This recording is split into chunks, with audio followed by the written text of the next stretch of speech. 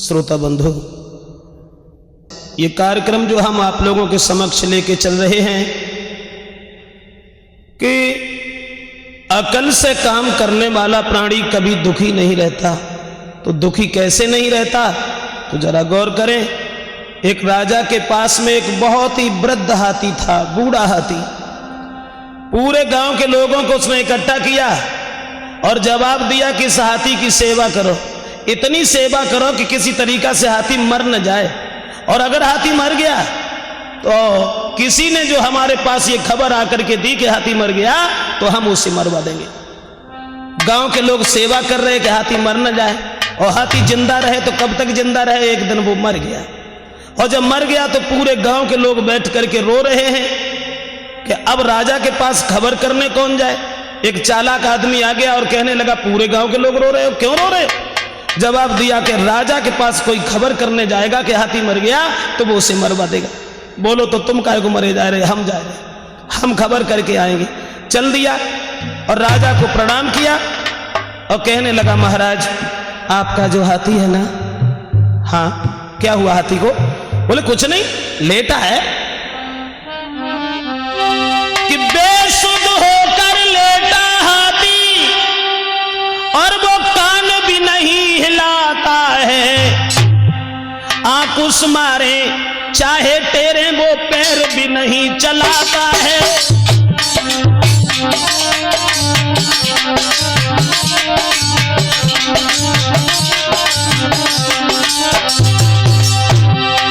चालाक आदमी कहने लगा, महाराज आपका हाथी लेटा है, चाहे मारे चाहे टेरे, लेकिन वो कान भी नहीं हिलाता। आराम से पैर पसारे हैं, आराम से पैर पसारे हैं, एक समझदार वो हाथी है। देखा मैंने सूंड से हाथ लगाए, भाई सांस तलक ना आती है।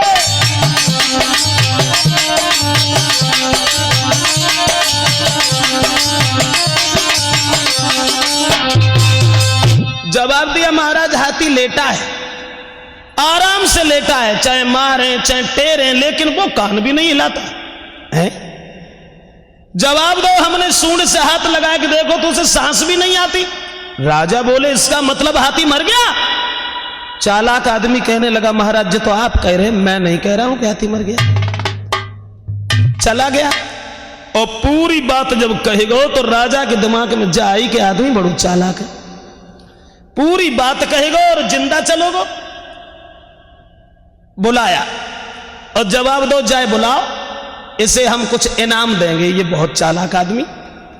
और जैसे ही इनाम को ना सुनो तो दरोगा जी बुलाए के लगे। रास्ता में जब पकड़ लो और जब कही कि राजा के पास चलो, चले। दरोगा जी समझ गए कि जाए कुछ इनाम मिले। तो दरोगा जी बोले, तुम्हें मालूम है क्या, यहाँ का नियम कुछ और है। कौन सा नियम है? तो दरोगा जी बोले, तो कहे दरोगा ये भाई, जो इनाम यहां से पाता है और आधा हिस्सा मेरा होता है, आदर से देकर जाता है।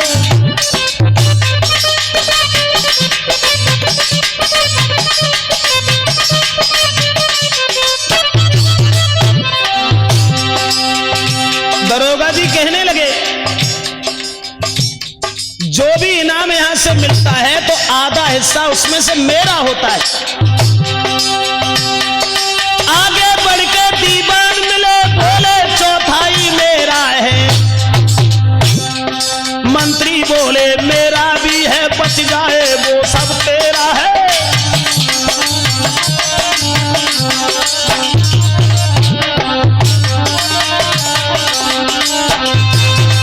जवाब दो दरोगा जी ने कि आधा हिस्सा तो मेरा है।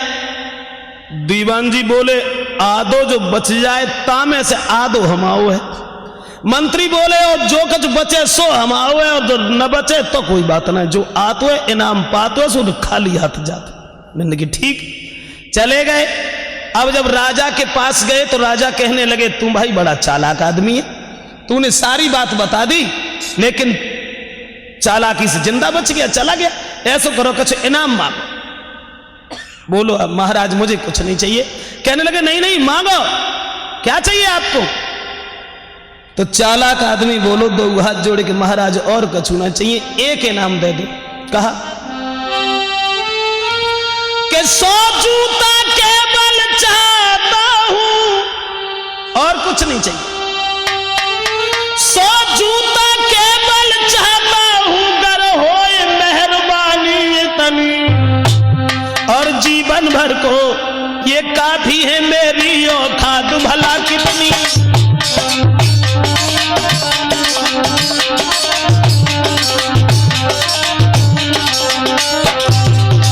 और कुछ नहीं चाहिए। चालाक आदमी बोलो केवल 100 जूता दो। राजा सोचने लगो जो है क्या? जवाब दिया महाराज हमारी भला औकात क्या है, 100 जूता हमें चाहिए। बस दया धामिए दया करो, दया धामिए दया करो, सेवा में करूं बताओ कितनी। नर नारी करें पढ़ाई को खुश होवेगी मेरी पत्नी।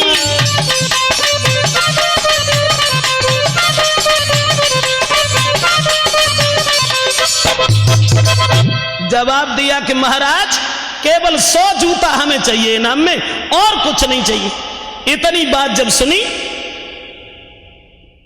राजा बोले चलो कोई बात ना, ऐसो करो हो सकते जे जूता जाने कमू पहन ना पाए, गरीब आदमी है, इसे ले जाओ बाजार में और बढ़िया बढ़िया जाए खूब अच्छे कीमती जूता पहनाओ। बोलो सोना है 100 जूता हमारे मारो। राजा को क्रोध आ गया और जवाब दिया कि जे हम जा इनाम दे रहे, जो जूता खाए वो चाहे रहो, जवाब दो, जाओ लगाओ जाके 100 जूता। तो जूता लेके जैसे ही आदमी आगे बढ़ो तो बोलो रुक जाओ, सब इनाम हमाओ ही धो रहा हूं। बोले दरोगा जी आधा हिस्सा तो आपका है, और छोटो या बड़ो पसंद करो देखो जे कौन नापता है।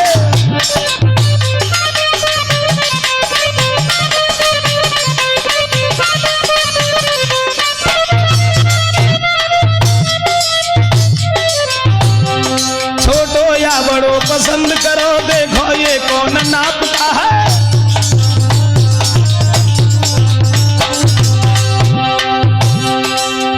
जवाब दिया महाराज इनाम में पूरा मेरा इनाम नहीं है।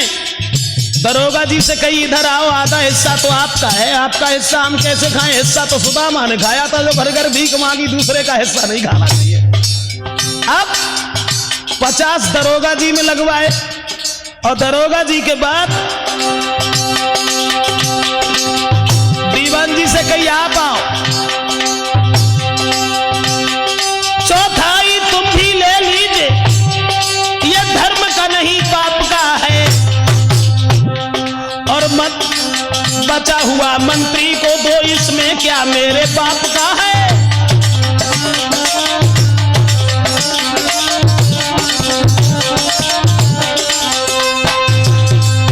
सबे पिटवाओ, कहीं 50 दरोगा जी को दो, 25 दीवान जी को दो, और जो बच गए 2500 मंत्री को दे दो, हमारे पापा को जम का है।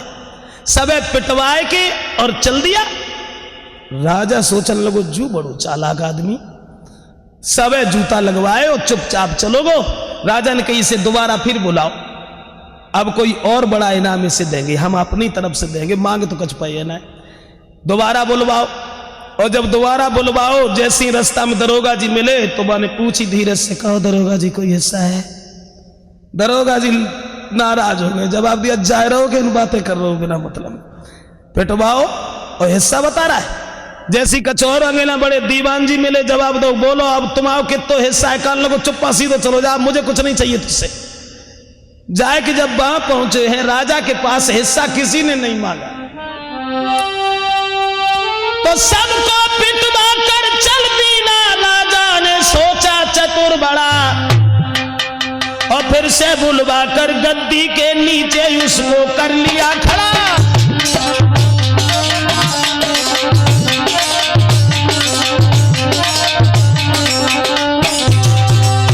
उसके बाद उसकी बुद्धिमानी की तरफ देख करके राजा ने मंत्री ही उसको कर लीना, मंत्री उसको ही कर लीना, राजा ने कीना हुक्म कड़ा, एक हार गले में डाल दिया, हीरा पन्ना से हुआ जड़ा।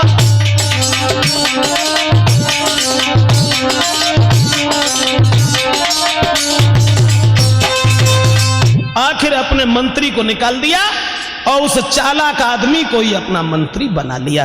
तो कहने का मतलब है कि बुद्धिर्यस्य बलम तस्य निर्बुद्धिस्य कुतो बलम, जिसकी बुद्धि है उसी का बल है, बिना बुद्धि के बल नहीं होता।